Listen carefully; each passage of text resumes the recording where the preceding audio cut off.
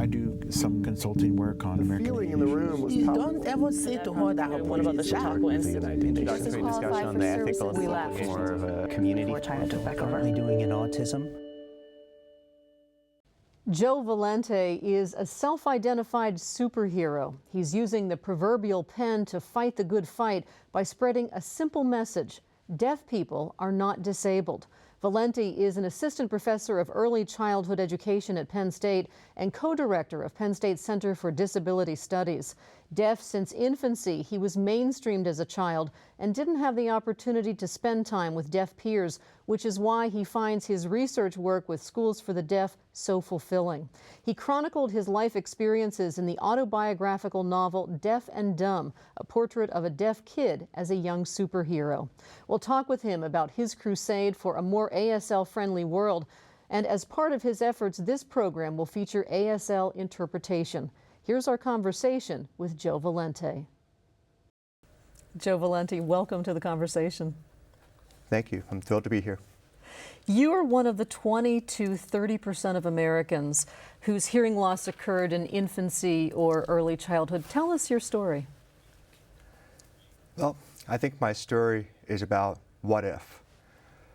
What if we lived in a world that thought of deaf children not as disabled, but as a language minority? And I wonder about my own life growing up. I was raised oral deaf, so I speak and I use hearing aids, and I try to interact with hearing people in a way in which to understand them using their body language, facial expressions, and things of that sort. And so I often wonder what would have been like if I had grown up having access to American Sign Language. So I think that one of the key things about deaf children that a lot of people don't know is that 90 to 95% of them are born to hearing parents. So if you are, if you're born to Hispanic parents, for instance, and your parents speak Spanish and you're in school, you are learning English, in the United States at least, you are, if you're lucky, you're in a bilingual environment. But for deaf children, their parents don't share the same language as they do. So oftentimes, hearing parents who don't have access to ASL or to deaf culture don't realize that a deaf child's natural language is sign language. And in fact, deaf children who are born to deaf parents do much better academically, socially, emotionally than the 90 to 95% you just mentioned. Right. In research, it shows that deaf children who are born to deaf parents have much higher rates of literacy.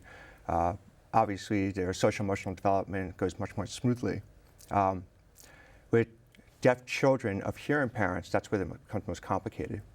Obviously, hearing children of hearing parents do well as far as the academics go and social emotional piece. But it's interesting is that they find that deaf parents with deaf children do better than hearing parents with hearing children. And so the tricky piece with hearing children coming from deaf parents is that they don't share the same language. That's one piece. But the other piece is that how do you help them navigate a larger hearing world that doesn't really necessarily understand the communicative difference? I'm going to talk about that in just a moment. But you were born with normal hearing. At 6 weeks of age, you had double pneumonia and a severe fever. And you were left with a sensory neural hearing loss. And people always ask you, how deaf are you? It's a tricky question. If we talk about etiology and we talk about what kind of a hearing loss I have, I often tell people that I have 100% loss in my right ear and a 90% loss in my left ear. But the problem with that is that's not how audiologists describe deafness. The kind of loss that I have is not the kind of loss that you might have with your grandparents. As your grandfather gets older, he has an auditory loss, so you just speak louder and it helps him, right? But with a sensorineural hearing loss, it's different. It's the issue is I don't hear certain frequencies. So there's certain sounds I don't hear. So for instance, when people are talking to me and I say what, their reaction is to immediately speak louder. But they don't realize that I just missed some key letters. And that's what I really need is to repeat those letters that I missed. So it's that's part of the difficulty, I guess, of sort of navigating the hearing world, that oftentimes there's assumptions that are made about how to best communicate with a deaf person. but it wouldn't be any different than someone who, say, is just learning a language. It's not the fact that they need you to speak louder to them if they're learning English. They just need you to repeat the words that they're missing. In your 2011 autobiographical novel, Deaf and Dumb, a portrait of a deaf kid as a young superhero, one of the things you say is that you wish that your parents had sent you to a school for the deaf. Why do you say that? I think one of the most difficult parts of growing up deaf is that with this movement towards inclusion, inclusion being the legislation that's coming out in public schools about trying to provide the least restrictive environment, LRE. Educators will be familiar with that. One of the biggest challenges with deaf children is that when they are put into an inclusive environment, I was mainstream, that's what it was called back then. And when you're put into a mainstream environment, you're the only deaf child. Usually the only deaf child in your classroom, most likely in your school, which is, for me, that was the case. I was the only deaf kid to be in my neighborhood in school. And so I grew up, one of the things about growing up deaf in the hearing world is that you're alone.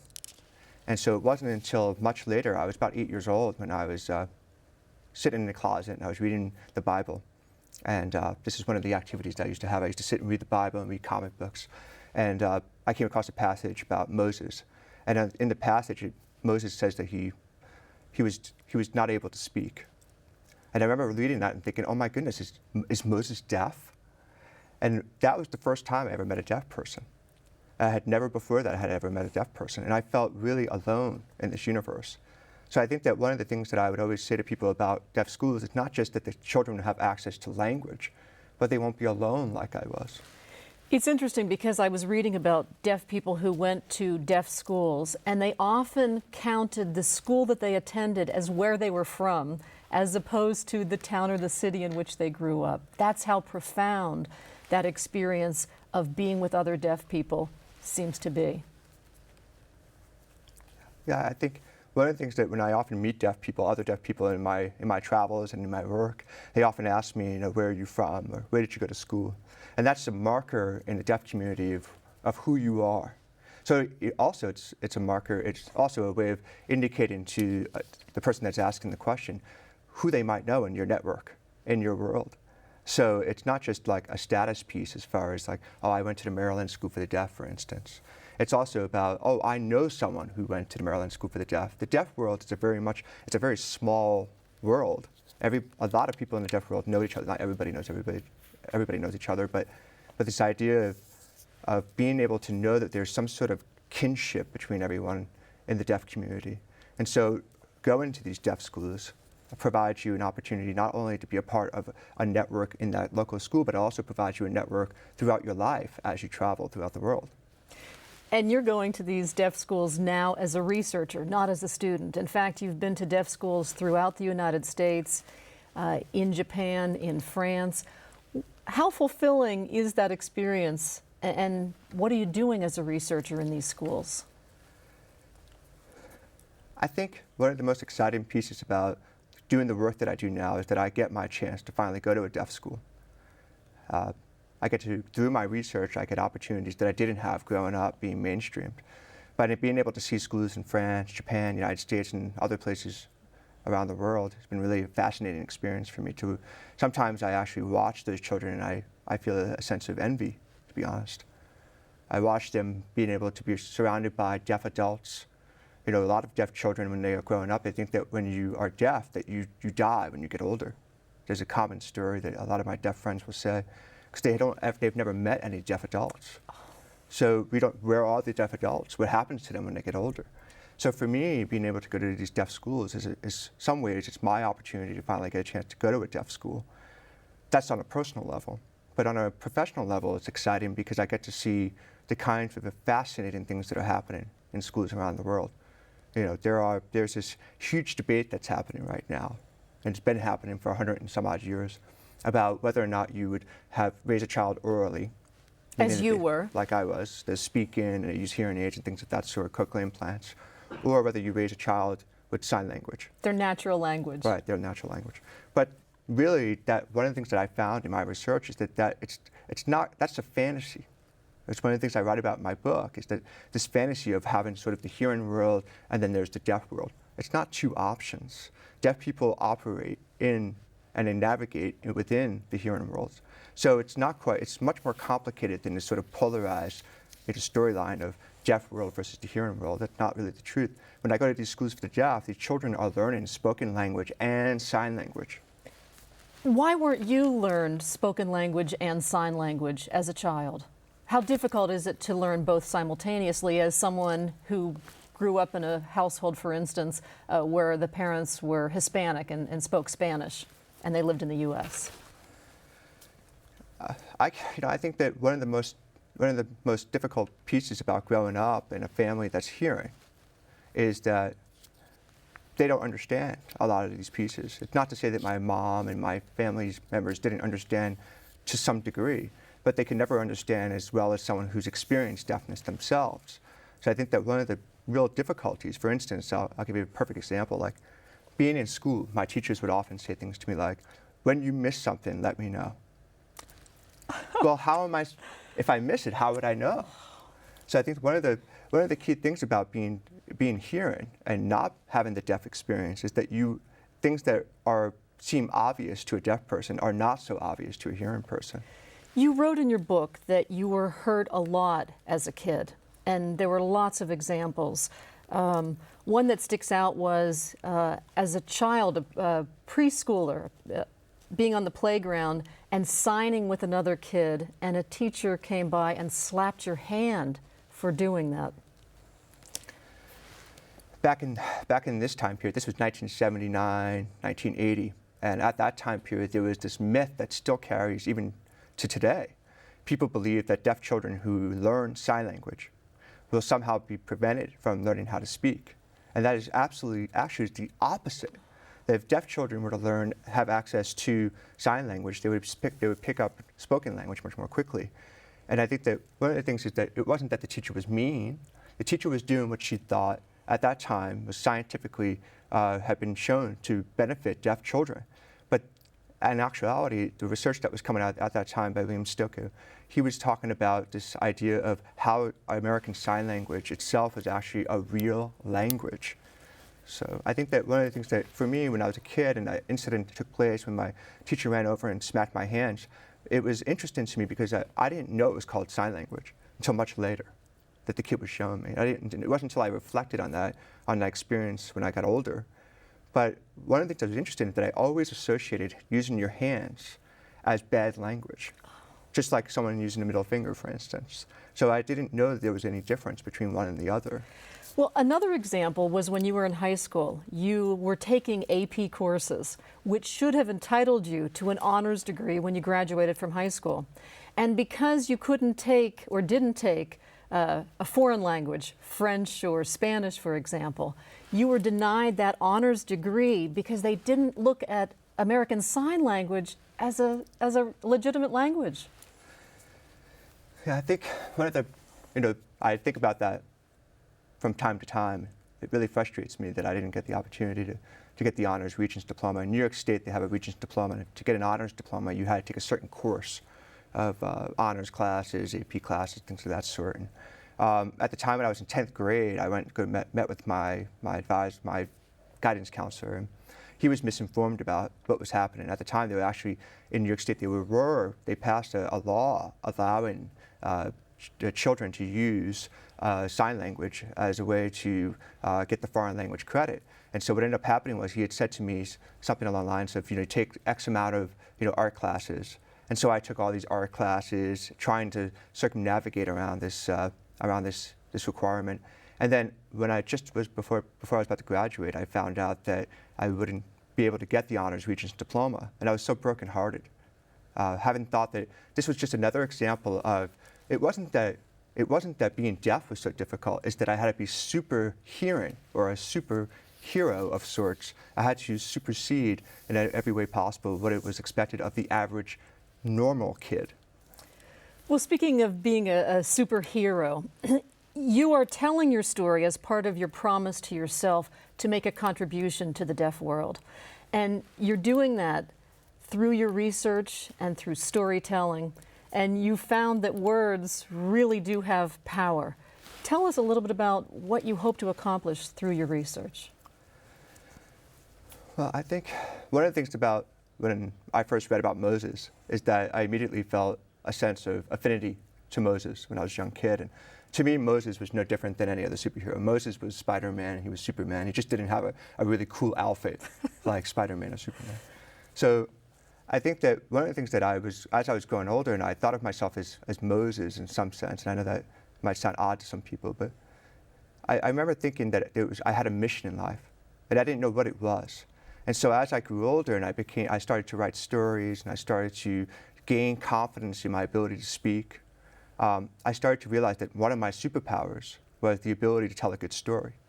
And so as I grew older and I started to come into my own deaf identity and I started to learn about deaf culture, I was thinking about what role I would play. And I thought at first, I thought I was going to play some big role in the deaf community. And then as I actually started to become a member of the deaf community, I realized that there are many people in the deaf community who are already superheroes.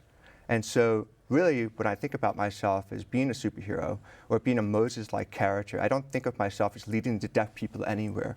I think of myself as leading hearing people to understanding about deaf people and understanding that deaf people are not disabled. They're just a language minority.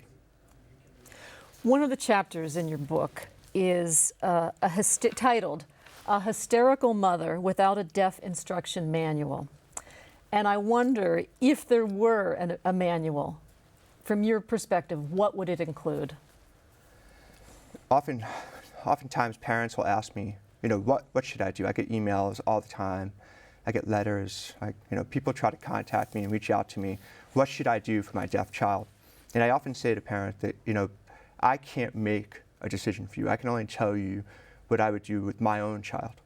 And I can only tell you what I would have wanted for myself. Now, I should stop and say that there are privileges. Because I grew up mainstream and because I learned to speak as well as I do, there are privileges that gives me. I'm able to obviously navigate the hearing world and pass as a hearing person. But then there's also cost to that sense of loneliness that I was talking about earlier and not having access to American Sign Language. But when I think about deaf children today and I think about what we ought to do, I think that one of the things that scares me the most is about this movement that we have right now, shutting down deaf schools across the country, when we really, in actuality, should be giving deaf children more access to these deaf schools. See, deaf kids, just like any other kid that's learning a language, they need to be around their peers. They need to be around people who use their natural language. So in order for deaf children, for instance, in a hearing setting, they are struggling to communicate. So they're losing all these opportunities to communicate with their peers on the playground, in the bathrooms. So oftentimes people say, oh, we have an interpreter, or the kid has a cochlear implant or a hearing aid. What they are not understanding is that when you're deaf, you don't always understand what's going on around you. And then there's also this tricky piece of how deaf are you? So we apply deaf education policies to deaf kids across the board without any consideration for the variety of deafness. So I think that really comes back to this idea of what it is about if I was going to suggest to a parent what to do with a deaf child, I would tell them to send them to a deaf school. Lots of people will look at you, though, and see that you have 2 advanced degrees. 20%, only 20% of deaf children who go to college ever graduate. And so they look at you as an example of something that went right. How do you attribute your success, or to what do you attribute your success? I think that I was successful in spite of what happened, not because. I think that one of the key messages I have for people is that one of the things for certain is that I don't want people to see me as a poster child for the oralist movement. I don't want them to see me as the poster child for mainstreaming deaf children, because I'm one out of very, very, very, very few.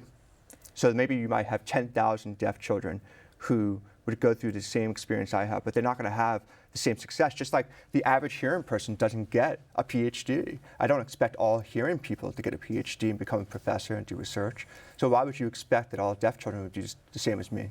I think the other piece to that is thinking about this idea of what do we want for deaf children? What is it that we want? Well, we want them to have access to language. We want them to have access to employment later on. We want them to have access to relationships with their significant others, right? But I think that one of the things people don't really realize is that about 150 years ago, when schools for the deaf had ASL and they had deaf teachers, which there aren't very many deaf teachers in deaf schools now. Only 10 or 15% are deaf today. Right. Only 10, 15%, even less in a lot of schools across the country. And so these deaf children don't have access to deaf adults to show success, right? That's one piece. But the other piece too is that people oftentimes don't realize is that 100 to 150 years ago when these deaf schools were thriving and they had ASL as their main mode of instruction, these deaf children were graduating with higher literacy rates than they have now. So ever since we started to try to fix deaf children, ever since we tried to make deaf children into hearing children, they failed because they're deaf. And it seems so obvious to us. So people, I think, it's just sort of this myth of technology that they're going to cure deafness. You can't cure deafness. No matter what it is that we do, we can never create an ear like our biological ear when we were born. So let's talk about this, these two schools of thought. There's the pathological view of deafness, that this is something that needs to be fixed, as you said, with cochlear implants or with hearing aids. And then there's the cultural view that says sign language is legitimate and it has value. Who's involved in this fight, and how is it shaking out? I think, that's part of the myth too, right?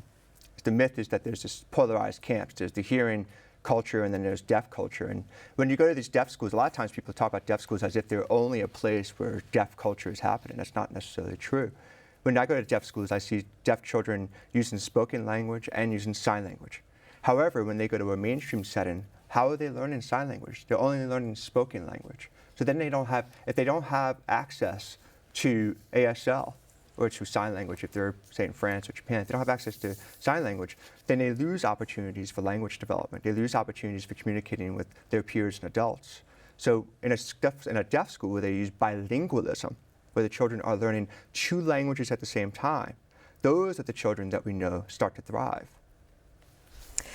You have said that deaf children face overwhelming inequity living in an adult and a hearing-centered world. Can you explain, and to some extent you already have, but what do you mean by that? And maybe from a historical perspective. I think it circles back to my original comment at the beginning, is that what if we actually thought of deaf children not as disabled but as a language minority? I think that 150 years ago, or more, when deaf schools were thriving, we actually were treating deaf children like deaf children, right? We weren't pretending that they're going to become hearing. And I think that's one of the key things about what's happening today is that there's two things I would say. There's two major movements. Today, there's this movement towards inclusion in mainstreaming deaf children, right? So they're applying this sort of this policy for children with disabilities to deaf children. And deaf children are a unique subset of that particular issue. Then there's also this issue of also wanting deaf children to become hearing. And so I think that when we keep trying to do these kinds of things, when we keep trying to make deaf children into hearing children, they're going to fail. You say basically that normal is overrated, and I'm wondering if you believe that the same effort to make Asperger children normal is as damaging as it is to try to make deaf children hearing. Yeah, I think one of the things that I often talk about with people is that we're not just talking about deaf children. When I wrote my book, I wasn't just thinking about deaf children. I was thinking about all children and people who've been pushed to the margins of society. For instance, I think that oftentimes when I teach at Penn State, I talk to students in my class, and I could see that the young ladies in my class right away latch on to the kinds of things that I'm talking about. For instance, when you're a young girl growing up in the United States, you might see magazine ads of beautiful women who look a certain way, or you might see television ads with women who look a certain way. And even though we know that these ubiquitous messages, we all know that you can't be a model, and even the model themselves really aren't as gorgeous as they look. Right, they're not what they appear to be on the magazine cover. Even though we know that, fully know that well, right? The problem is that women will strive to be 5'8", blonde hair, blue eyes, and not everyone can be that way. And so part of my message is that I value people for their diversity. I don't want to live in a world where we're all the same. So I think that there's a divide here in the way in which people think about diversity. whether or not we want people to all be the same, or whether or not we want to value diversity for what it brings and offers our world. So I think that when we think about young women, for instance, and we think about men who are looking at advertisements to pump iron and get big muscles, right? We all know that that's not for everyone. Not everyone is going to look the same. All right, Joe Valente, thank you so much for talking with us. Thank you so much for inviting me here today. I appreciate it. I hope you enjoyed our conversation with Joe Valente. Comcast subscribers can watch this program anytime on Penn State On Demand. Find out how through our website, conversations.psu.edu, where you'll find a link to Valente's TEDxPSU talk. I'm Patty Satalia. We hope you'll join us for our next Conversation from Penn State. Production funding provided in part by the Corporation for Public Broadcasting and by viewers like you. Thank you. This has been a production of WPSU.